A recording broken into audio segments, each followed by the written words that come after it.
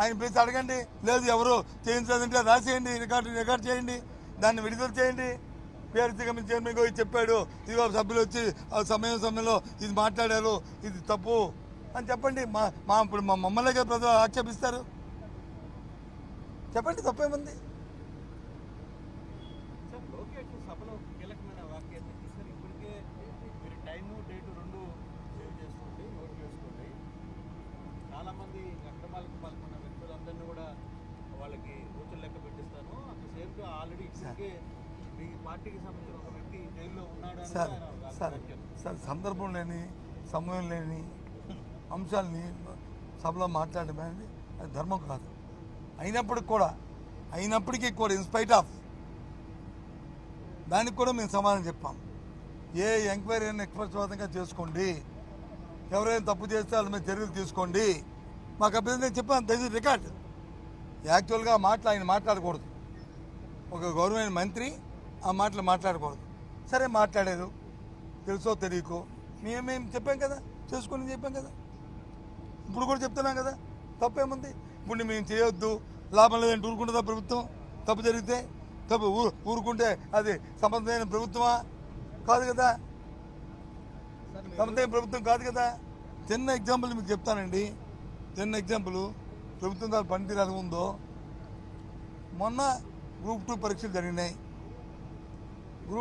జరిగినాయి. వాళ్ళందరూ roster point మీద వాళ్ళు యాక్టివేట్ చేస్తున్నారు. దాని మీద విద్యాశాఖ మంత్రి గారు వచ్చి ఒక ట్వీట్ పెట్టారు, దీన్ని పరిశీలిస్తున్నాము, దీని మీద సమగ్ర న్యాయం చేస్తామని. సరే, అవకాశం లేదో అవకాశం ఉందో సెకండరీ పక్కన పెట్టండి. దాంట్లో చేయడానికి అవకాశం ఉందో లేదో ఆ మన్నాడు మేము ప్రెస్ కాన్ఫరెన్స్ పెట్టి మా పార్టీ తరఫున చెప్పాము, ఇది చాలా సున్నితమైన అంశము, దయచేసి దీని మీద దృష్టి పెట్టండి. దృష్టి పెట్టి సమయం తీసుకుని దీన్ని కొంత సమయం తీసుకుని పరీక్ష పెట్టి పిల్లల తాలూకు భవిష్యత్తుని చూడండి అని చెప్పాము. వెంటనే ఆ సేమ్ నైట్ నెక్స్ట్ డే ముఖ్యమంత్రి గారి కార్యాలయం నుంచి ఒక లేఖ రాశారు. వాళ్ళు సమీక్ష చేసుకొని ఏమని, ఈ ఎగ్జామ్స్ వచ్చి మీరు చేసి ఎగ్జామ్ చేసి పొడిగించండి, దీని టైం పొడిగించండి అని. వాళ్ళు ఖాతరు చేయలేదని చెప్పి మళ్ళీ లీక్ ఇచ్చారు. ఏమనుకోవాలి దీన్ని ఏ విధంగా ఈ ప్రభుత్వం సమర్థనీయ ప్రభుత్వం అలా లేకపోతే ఏ భాష వాడాలా? ఇంకేదైనా భాష వాడితే చూసారా మమ్మల్ని ఎంత కఠినంగా మాట్లాడారు అని అంటారు. చెప్పండి, సమర్థనీయమా ఇది? అంతమంది విద్యార్థుల తాలూకు భవిష్యత్తుని మేము పరిశీలిస్తామని కాకుండా ఎందుకు లేఖ రాయాలి? ప్రభుత్వం ఎందుకు లేఖ రాయాలి? సీఎంఓ లేఖ రాస్తే అది ప్రభుత్వంకి బాధ్యత కాదా? ముఖ్యమంత్రికి అవమానం కాదా? అది అక్కర్లేదు. అది సార్ చెప్పండి. అవును, నేను నా ప్రెస్ మీట్ మీరు తీసుకోండి. నేను చెప్పాను, మేము గ్రూప్ 2 ఎగ్జామ్ పెట్టినప్పుడు ఈ అంశం మా దృష్టికి రాలేదు. అందుకు ప్రిలిమినరీ పరీక్ష ఎగ్జామ్ పెట్టాము. ఇప్పుడు మెయిన్స్ వస్తున్నాయి. ఇప్పుడు ఈ అంశం తెర మీదకి వచ్చింది. దీని మీద న్యాయస్థానంలో వాద్యాలు ఉన్నాయి. దయచేసి సున్నితమైన సమస్యని పరిశీలించండి అని చెప్పాను. ఇది మంచి, ఇది చెడు అని నేనేమి ఎక్కడ మాట్లాడలే.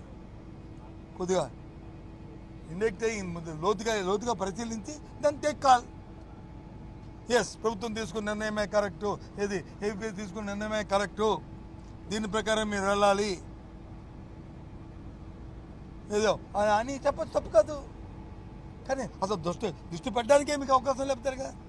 సో అది, కానీ ఏదైనా సరే బై అండ్ లార్జ్ ఇవాళ మేము బాయ్కాట్ హౌస్ నుంచి మేము వాకౌట్ చేయడానికి కారణాలు 2. ఒకటి, గవర్నర్ గారి ప్రసంగంలో ఒక దశ లేదు ఈ రాష్ట్రానికి. ఆ ప్రసంగం అంతా కూడా సరే ఒక 2-3 మాటలు అయితే చాలా బాధాకరమైన మాట్లాడాయి.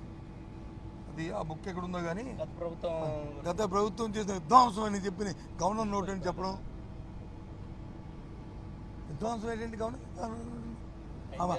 ఆ భాష ఏంటండి ఇది? విధ్వంసం అని అది పొలిటికల్ లాంగ్వేజ్. అది ముఖ్యమంత్రి మాట్లాడండి అర్థం ఉంది, కానీ గవర్నర్ నోట్ అంటే విధ్వంసం అని మాట్లాడించవచ్చండి. ఆ ధర్మ పోనీ విధ్వంసం పోనీ లేదో బాగుపెడతారు, మహా అద్భుతాలు చేస్తారంటే అద్భుతాలు ఏమున్నాయండి? 20-24 కంట ఈ 20-47 కంట ఇప్పుడు సూపర్ 6 కాదు, సూపర్ 10 అంటే సూపర్ 6 ఊత్కాకి అయిపోయింది. ఇప్పుడు సూపర్ 10 ఇప్పుడు 47 సంవత్సరంకి. అంతవరకు మనం వచ్చి నోళ్ళు చాచుకొని ఆవులు చాచుకొని కాసుకుని కూర్చోవాలంట. ఏంటి వాడితే మనం చూసాం కదా, అది గవర్నర్ గారితో చెప్పించారు.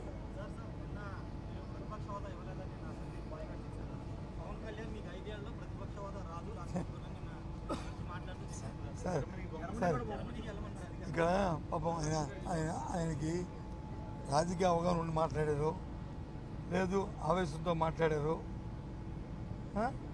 ఏదో చెప్పాలని చెప్పారు. అయితే నేను దాంట్లో ఏంది కామెంట్ చేయను, కానీ ఆ 3 అంశాలు ఏదో ఒక అంశమై ఉంటుంది. ఎందుకంటే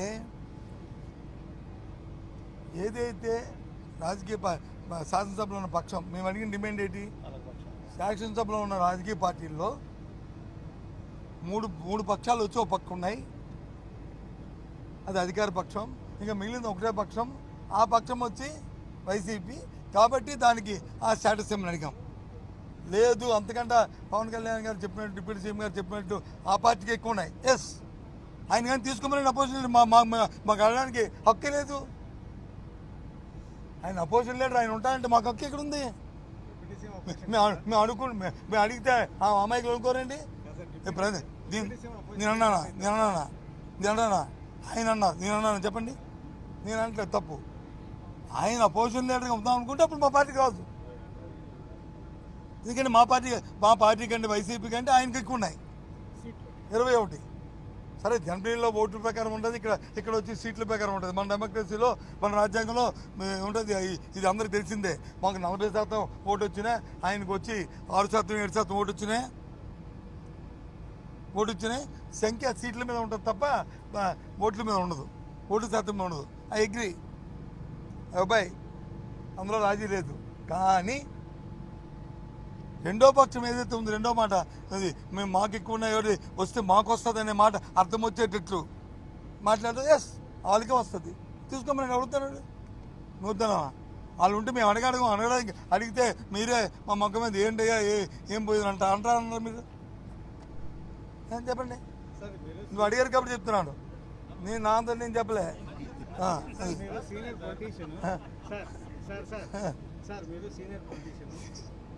నిన్న జరిగినటువంటి గవర్నర్ ప్రసంగం అనేది కౌంటర్కి రాదు కాబట్టి వైసీపీ ఎమ్మెల్యేలు వచ్చినా కూడా అది అసెంబ్లీకి హాజరు అయినట్లు కాదు అని చెప్పి సార్ అది అప్రస్తుతం అండి. మాకు మీరు ఊరికనే 2-3 ఛానల్స్ పత్రికలు ఇది డేట్ కౌంటర్, ఆ డేట్ కౌంట్కి వస్తుందని మేము వచ్చామా?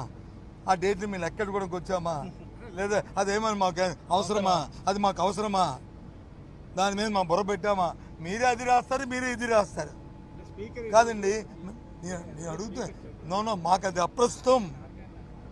మేము దాని గురించి మేము వచ్చి ఉంటే మీరు స్పీకర్ ఒక మాట, ఈరోజు స్పీకరు మొదట మాట్లాడటంలో మొదటి రోజు సమావేశం అని కూడా మెన్షన్ చేశారు ఈరోజు.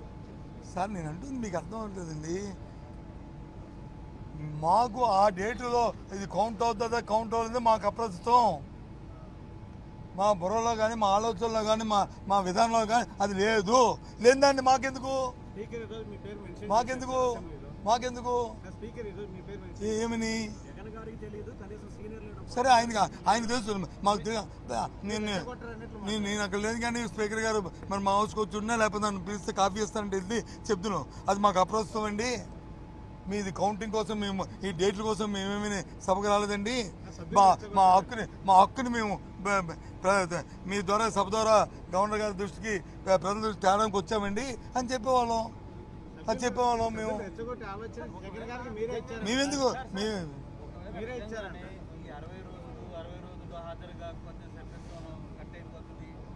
నిజంగానే మీ ఎమ్మెల్యేలు రాకుండా అదే యాంగిల్లో కానీ కట్ అయితే మీరు బై-ఎలక్షన్ పడని సిద్ధంగా ఉన్నారా? సరే, అది కాదండి, ఎంత అమాయకమైన ప్రశ్నలు వేస్తారండి. మాది రాజకీయ పార్టీ అండి. రాజకీయ పార్టీ అన్ని అంశాలకి అన్నిటికీ తయారుగా ఉంటుంది. మేమేమీ సాధువులం కాదు, మేమేమి తపస్సు చేసుకోవడానికి మేము వెళ్ళి ఋషులం కాదు. మేము రాజకీయాలు ఉన్నవాళ్ళం. మేము రాజకీయాల్లో సందర్భం బట్టి సమయాన్ని బట్టి ఈ అంశాన్ని మేము తయారుగా ఉంటాం. దాని గురించి మనకు డిస్కస్ చేసుకోవడం ఎందుకు? ఓకేనా? సరే ఇగో ఎవరైనా సరే లీడరు నాయకత్వం వహించిన వాళ్ళు రెచ్చగొడితే చంద్రబాబు నాయుడుకి వచ్చి నిన్న అది ఈ లేఖ తప్పురాజండి ఆయన తప్పుతో పట్టించారా? చెప్పండి, ఒప్పుకుంటారా? చంద్రబాబు నాయుడు నిన్న లేఖ రాసింది సీఎంఓ, ఆయన తప్పుతో పట్టించారా? ఆయన ఆలోచన అయింది, ఆయన విధానం అయింది. ఇలాంటివన్నీ చిన్న చీప్ క్వశ్చన్ ఇవన్నీ అవతల వాళ్ళ వ్యక్తిత్వాన్ని మనకు కించపరిచిన మాటలు ఇవన్నీ దయచేసి ఎవరు రాకూడదు. ఎవరైనా సరే వాళ్ళ వ్యక్తిత్వాన్ని పెంచే మాటలు మాట్లాడాలి తప్ప వ్యక్తిత్వాన్ని దించే మాటలు మనం మాట్లాడదు. ఎవరైనా నాయకత్వం వహించిన వాళ్ళకి ఒకరు సలహా ఇవ్వడం ఏంటండి? ఆ సలహా ఇస్తే నాయకుడే కాదు, నాయకత్వం ఉన్నది సెల్ఫ్ కాన్ఫిడెన్స్తో సెలబ్రేషన్తో ఎప్పుడూ ఉంటాయి. ఏ రాజకీయ పార్టీనే ఉండాలని నా డిమాండ్, నా కోరిక.